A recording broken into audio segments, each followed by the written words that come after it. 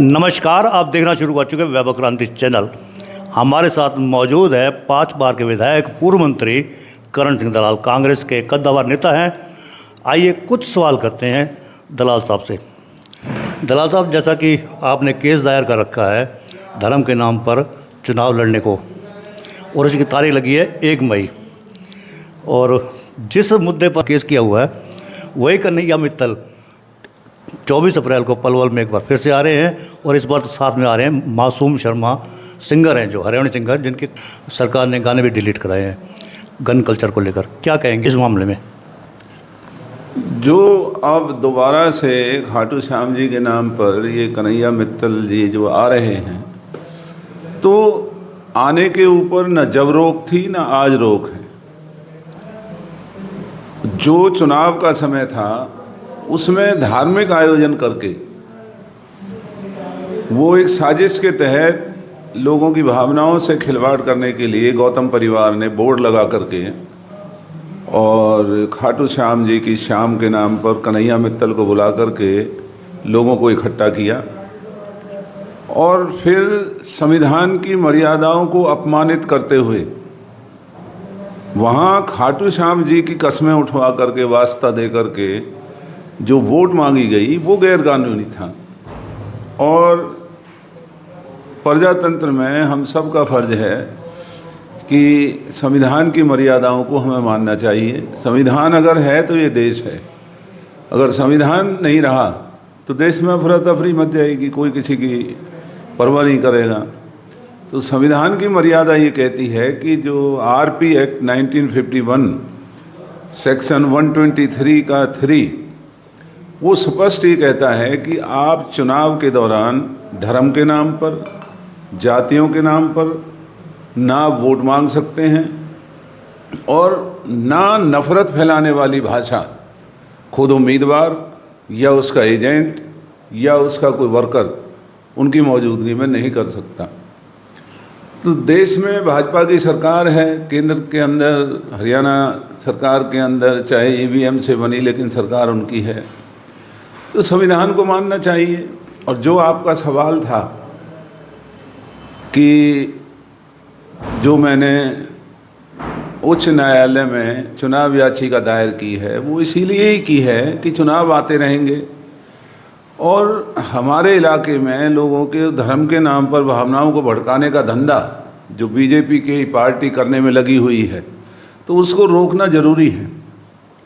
इसलिए जो RP act की धारा 123(3) के तहत मैंने चुनाव याचिका दायर की है कि, और वो वीडियो लगाए हैं, कम से कम 11 वीडियो, ना केवल ब्राह्मण धर्मशाला में, जिस भी मंदिर में गए हैं वहाँ मंदिर पर भगवान के लोगों को वास्ता दिया, भागवत कथा के आयोजन करके वहाँ लोगों को वास्ता, धर्म का वास्ता दिया, और इस तरह का जो इन्होंने संविधान की मर्यादाओं का, कानून का दुरुपयोग किया है, उल्लंघना की है, न केवल अब के लिए बल्कि भविष्य में भी भारतीय जनता पार्टी के लोग ऐसी हिमाकत ना करें, उसके लिए मैंने चुनाव को चुनौती दी है। और जहाँ तक अब दोबारा से खाटू श्याम जी के नाम पर आयोजन करने का सवाल है, तो जैसा मैंने कहा, ना पहले रोक थी ना आज रोक है। आज भी खाटू श्याम जी के नाम पर आयोजन करें, लेकिन खाटू श्याम जी किसी एक के नहीं हो सकते। अगर ये समझते हैं कि आयोजन करके खाटू श्याम को ही ये अपनी तरफ करके औरों से दूर कर देंगे, तो खाटू श्याम तो सबके हैं, उन्हें सबके भले की कामना करनी चाहिए, सबके भलाई की बात करनी चाहिए, ना कि किसी व्यक्ति विशेष की या किसी एक पार्टी की। पैसा लेकर के ये कन्हैया मित्तल जो धर्म को बेचने का धंधा कर रहा है, ये गैर कानूनी काम है जो चुनाव के दौरान उसने किया। अब जो करेगा, अब इसके ऊपर कोई रोक नहीं है। तो मुझे उम्मीद है कि इस तरह के पाखंडियों को, जो धर्म के नाम को बेच रहे हैं पैसा लेकर के और भोले भाले लोगों को बरगला रहे हैं, धर्म की आड़ में उनका शोषण कर रहे हैं, ये ज़्यादा दिन इनका ये ढोंग तमाशा नहीं चलेगा। खाटू श्याम सबके हैं, और खाटू श्याम कोई श्याम के नाम पर गीत गाने गाकर ही सबके नहीं होते, उनकी कृपा तो सबके ऊपर है। हम भी खाटू श्याम को मानते हैं। कन्हैया मित्तल के बारे में आप कह रहे हैं कि पैसे लेकर भजन गाते हैं, तो उस पैसे लेने वाले कन्हैया मित्तल ने कांग्रेस की टिकट के लिए भी आवेदन किया था और आपकी कांग्रेस पार्टी टिकट देने को राजी भी हो गई थी। ये तो सरकमस्टांसिस बने नहीं तो वो कांग्रेस के दावेदार थे, टिकट के उम्मीदवार भी थे। नहीं, मैंने जैसा कहा कि हमें उनके गाने के नाम से कोई आपत्ति नहीं है, वो अच्छा गाते हैं, लोग उन्हें पसंद करते हैं। लेकिन चुनाव के दौरान धर्म का नाजायज़ फ़ायदा उठा करके वोट मांगना ये गैर कानूनी है और इसके खिलाफ, इनके खिलाफ कार्रवाई होनी है। अभी न कभी जो उल्लंघना इन्होंने की है, इन्हें कानून का मुकाबला करना होगा। लेकिन लोग तो ये कह रहे हैं कि ऐसे तारीखें लगते लगते 5 साल बीत जाएंगे, होना आना कुछ नहीं है। वो अदालत की प्रक्रिया है, वो भी एक संवैधानिक प्रक्रिया है। बीजेपी का जो घमंड है, बीजेपी के मंत्रियों का, मुख्यमंत्रियों का, प्रधानमंत्री का, गृह मंत्री का जो घमंड है, इस देश में प्रधानमंत्रियों के घमंड भी चूर चूर हुए। ये तो कोई इतने बड़े लोग नहीं हैं। अच्छा, अब तक का स्टेटस क्या रहा है अदालत में, क्योंकि 1 तारीख लगी है, तो उससे पहले अब तक का स्टेटस क्या रहा है? नहीं, जो कानूनी प्रक्रिया के तहत इसमें सुप्रीम कोर्ट का कानून है, चुनाव याचिका जो दायर होती हैं उनका फैसला 6 महीने के अंदर होना चाहिए। ये सुप्रीम कोर्ट का फैसला है। और ये भी फैसला है सुप्रीम कोर्ट का कि चुनाव याचिका की सुनवाई रोज़ प्रतिरोज होगी। और तीसरा ये फैसला है कि जब चुनाव याचिका की तारीख हो तो अदालत को बाकी सारा काम हटा के दूर रख देना चाहिए, चुनाव याचिका पर ही कार्य करना चाहिए। अच्छा, जो विरोधी कैंडिडेट हैं गौरव गौतम, वो तो अभी तक कोर्ट में गए नहीं, उनके वकील पेश हुए हैं, तो पेश किए वकील ने क्या दलील दिया अदालत में? नहीं, गौरव गौतम को जाने की ज़रूरत नहीं है, उसमें तो वकील ही जाते। मैं भी आज तक नहीं गया, मेरे भी वकील ही वहाँ जाते हैं। और बड़े दुख की बात यह है कि यहाँ तो भगवान की दुहाई दे रहे हैं, वहाँ अदालत में मना कर रहे हैं, तो फिर ये कहाँ से खाटू श्याम के भगत हो गए? जो खाटू श्याम के इतने ही भगत हैं, तो और जो परमात्मा का नाम लिया है, भागवत का, श्री कृष्ण भगवान का, जैन धर्म का, और पेलक गांव में हिंदू के झंडे लगा करके जो आयोजन किए, तो अब अगर ये असली हिंदू हैं और भारतीय जनता पार्टी, इनकी सोच अगर धर्म के ही नाम पर चलनी है, तो कहें कोर्ट के अंदर कि हाँ हमने मांगा है, हमने कहा है, हमने कानून की उल्लंघना करके और भगवान को, धर्म को बड़ा माना है और हमने वोट मांगे हैं। अगर इनमें हिमाकत है और हिम्मत है तो करके दिखाएं। प्रधानमंत्री यमुनानगर में, हिसार में आए थे और नायब सिंह सैनी की तारीफ़ कर गए हैं और मंच से साफ तौर पर कह गए हैं कि अब से पहले कांग्रेस के राज में क्या था, नौकरियां भी बिका करती थीं। पहले पिता के खेत बिक जाया करते थे, माओ के जेवर बिक जाया करते थे बेटे की नौकरी के लिए। देखिए, नायब सिंह सैनी जी जो मुख्यमंत्री हैं,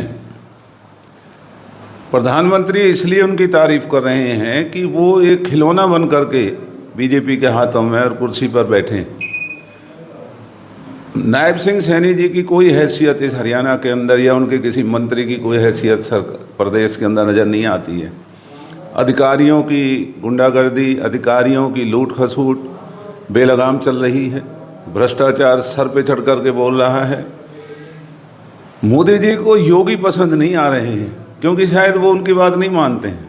नायब सैनी पसंद आ रहे हैं क्योंकि वो उनका मुखौटा बन करके बैठे हैं। राज कोई कर रहा है, नाम नायब सैनी का हो रहा है। अच्छा, पलवल में जो 24 तारीख की मैंने बात की थी, सिंगर आ रहे हैं कन्हैया मित्तल, इस बार मासूम शर्मा भी आ रहे हैं सिंगर, जिनके गाने हरियाणा सरकार ने डिलीट कराए हैं, ये कह कर के गन कल्चर को बढ़ावा दे रहे हैं। क्या कहेंगे? भारतीय जनता पार्टी कहती कुछ है, करती कुछ है। ये पार्टी ने देश के अंदर जो धर्म और जातियों का जहर फैलाने का जो काम चलाया है, उससे देश का नुकसान हो रहा है। रुपए की कीमत गिर रही है, बेरोजगारी बढ़ रही है, भ्रष्टाचार पनप रहा है, नफरत बढ़ रही है। तो ये बहुत छोटेपन की बात है जो बीजेपी के नेता कर रहे हैं। इन्हें, चाहे इनकी सरकार ईवीएम से बनी है, लोगों ने नहीं बनाई, इन्हें अब लोगों के दुख और तकलीफ का गौर करना चाहिए। बच्चों को रोज़गार देने की बात करनी चाहिए, भ्रष्टाचार के ऊपर लगाम लगाना चाहिए, जो कि नहीं लग रहा है। लूट मची हुई है। भारतीय जनता पार्टी के मंत्रियों के टेलीफोन अधिकारी नहीं उठाते और कार्यकर्ताओं की हैसियत क्या है। विधायकों के बेटों की पिटाई हो रही है। बीजेपी के जो विधायक हैं मौजूदा, उनके बच्चों को जाति सूचक शब्द कह करके उनको बुरी तरह से पिटाई हो रही है। भारतीय जनता पार्टी तमाशा देख रही है। तो ये जो भारतीय जनता पार्टी आज देश को गलत में ले जाने का काम कर रही है, ये ज़्यादा दिन नहीं चलेगा। आप देखेंगे देश में मुग़ल आए और कितने ही बाहर के लुटेरे आए, अंग्रेज आए, तो वो भी चले गए थे, ये भी चले जाएंगे। लेकिन देश की साख को जो ये बट्टा लगा रहे हैं, जो ये संविधान को ख़त्म करने पर उतारू हैं, इनकी इस गुस्ताखी को आने वाली पीढ़ियां कभी माफ़ नहीं करेंगी। पलवल में जो काम चल रहे हैं, विकास कार्य हो रहे हैं, खेल राज्य मंत्री गौरव गौतम दावा कर रहे हैं कि इतने काम पहले कभी नहीं हुए जितने अब हो रहे हैं। काम पहले भी हुए हैं, लेकिन 2024 के बाद बहुत ज़्यादा बदलाव देखने को मिल रहा है। यहाँ बेरोज़गार बच्चों को, जैसा मैंने सुना है, उनको जुआ और ताश खिलाने के यहाँ पर अड्डे बने हैं। यहाँ जो इस इलाके के अंदर जो असामाजिक तत्व हैं, बहन बेटियों की चेनें छीनने का काम कर रहे हैं। जो यहाँ के असामाजिक तत्व हैं, वो मंत्री की निगरानी में नाजायज़ कॉलोनियाँ काटने का काम कर रहे हैं।